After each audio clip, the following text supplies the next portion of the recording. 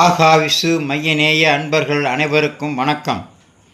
இன்றைய பகுதி ஊர்மிளா. இராமாயணத்தில் மறைக்கப்பட்ட கதாநாயகி ஊர்மிளா. இராமாயணத்தில் உண்மையில் மறைக்கப்பட்ட கதாநாயகி யார் என்றால் அது லக்ஷ்மணன் மனைவி ஊர்மிளா தான். ஏனென்றால் கணவன் லக்ஷ்மணன் ராமனுடன் காட்டுக்கு சென்றவுடன் 14 ஆண்டுகள் தன் வாழ்க்கையை தியாகம் செய்தவள். வால்மீகி, கம்பர் இருவரும் தன்னுடைய இந்த கதாபாத்திரத்தை இருட்டடிப்பு செய்துவிட்டனர் என்றுதான் சொல்ல வேண்டும். ஜனக மகாராஜாவின் தத்து மகள்தான் சீதை. ஆனால் ஜனகரின் உண்மையான மகள் ஊர்மிளா.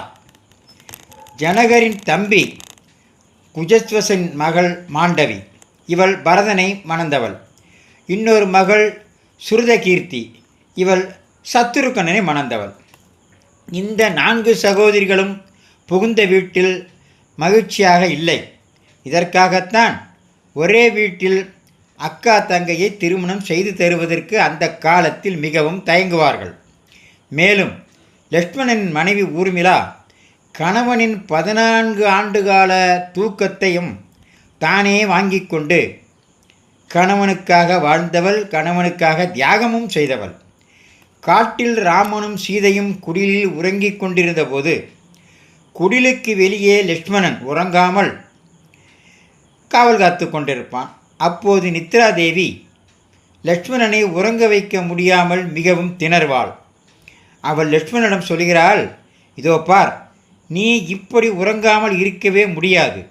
நான் உன்னை விட்டு விலக வேண்டுமானால் நீ உன் தூக்கத்தை வேறு ஒரு நபரிடம் பகிர்ந்து கொள். உன்னை விட்டு விலகி விடுகிறேன் என்றாள் நித்ராதேவி. உடனே லக்ஷ்மணன்,